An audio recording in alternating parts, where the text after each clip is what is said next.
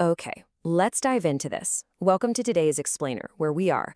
Actually, scratch that. We're not just unpacking. We are completely flipping the script on a really fascinating philosophy from our source material. This stuff challenges literally everything society tells us about parental sacrifice.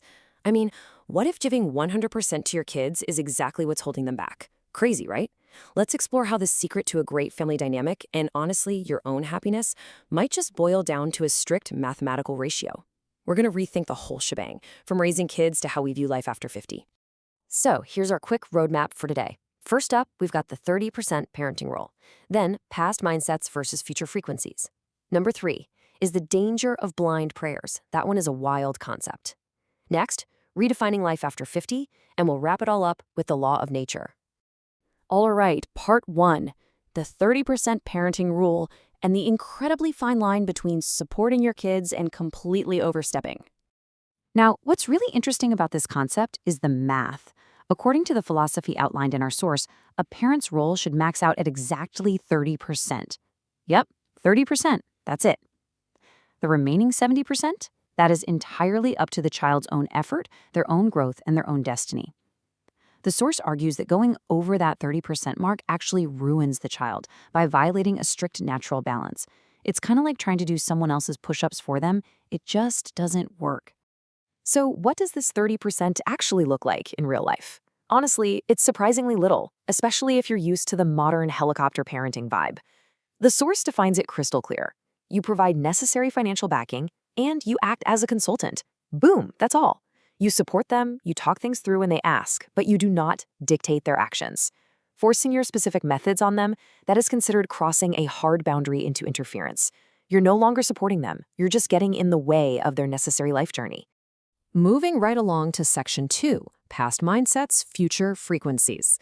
Let's talk about the generational gap and why our overinvolvement is considered so incredibly damaging. This brilliantly illustrates the core issue. As a parent, your worldview was built on education and standards from 20, maybe 30 years ago. The source uses this fantastic metaphor. You're basically operating on an old AM radio frequency. Meanwhile, your kids are trying to build the future on high-speed Wi-Fi. When parents over-involve themselves, they're forcefully projecting outdated, past frequencies onto kids who desperately need to tune into the future. And here's the kicker. Interfering with those past standards literally strips your kids of the ability to solve future problems. If you're constantly intervening, buffering every fall with old-school advice, they never develop their own modern survival skills. The source argues this past-based interference is exactly why so many young adults today lack basic discernment, like, not being able to accurately judge character when choosing a spouse. We just haven't given them the space to practice making their own calls. Which brings us to our third section, the danger of blind prayers. This relates directly to a really relatable yet tragic narrative in the source text about the risk of mismatched growth. I want you to really think about this for a second. What actually happens when you blindly pray for someone else's unearned success? You go to a temple or a church and you pray for your husband to get a massive promotion, or your kid to ace an exam they totally didn't study for. Sounds super supportive, right? Well, our source reveals a massive hidden risk here. Let's walk through the logic of this step by step. Step 1. You blindly pray for your spouse's success. Step 2, let's say it works. They succeed. They get the promotion, their societal status shoots up, their whole social circle expands. But then, step 3, what happens to you? You remain stagnant because, you only prayed. You didn't do the actual work to grow alongside them. And step 4 is where it gets tragic. The relational gap widens.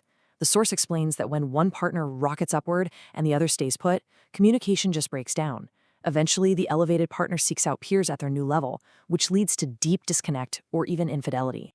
There's this striking quote straight from the source that hits the nail on the head. If they lack effort, they should fail so they learn.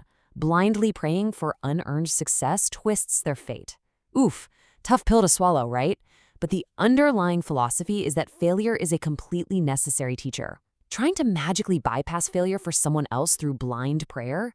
You're robbing them of their required growth and creating this unnatural imbalance that causes immense harm. Let's pull back and see how this builds into the bigger picture. We're moving to section 4, redefining life after 50, and answering the question, why do we even live to 80 nowadays? See, the source breaks our modern lifespan down into distinct phases. Up to age 40, you're in pure preparation mode. You're working hard, gaining skills, earning praise. But praise isn't the end game. The absolute critical shift happens at age 50. This is where the goal moves from just getting a pat on the back to earning true respect through meaningful, independent work. And those later years, ages 80 to 100, that extended time is meant 100% for your own personal fulfillment. To really wrap our heads around this, we've got to look at history. Back in the day, life cycles were around 60 years. People died in their 50s. Because time was so short, our ancestors spent 70% of their lives solely focused on raising the kids. But here is the massive shift. Modern humans are gifted an extra 30 to 40 years of life. The source emphasizes heavily that this extra time is specifically designed for you to live for yourself, to find your own meaning. It is absolutely not given to you so you can hover over your 30-year-old kids. The whole sacrificial parent model, it belongs to an era when people didn't live past 50. All right, let's bring it all home with our final section, the law of nature and the true cost of over-involvement. So we know the 30% limit for parenting. But what if we ignore it? Well, the source text outlines a strict, almost mathematical law of nature. It says actions have exact proportional consequences. Check this out. If you over-involve yourself in your child's life by 10% over that limit, you will suffer exactly 10% more tears and pain in your own life.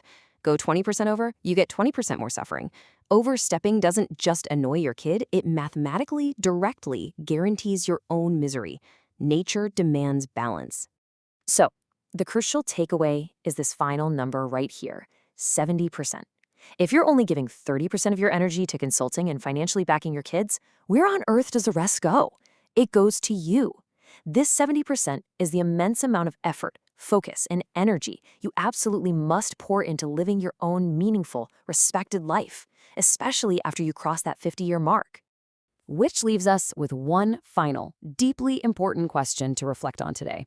As you look at your own daily habits, your own worries, are you truly living your own life, cultivating your own wisdom and earning respect? Or are you just living through your dependence? Thank you so much for joining me for this explainer. Seriously, keep this 30-70 ratio in the back of your mind as you navigate your relationships and personal growth. Catch you next time.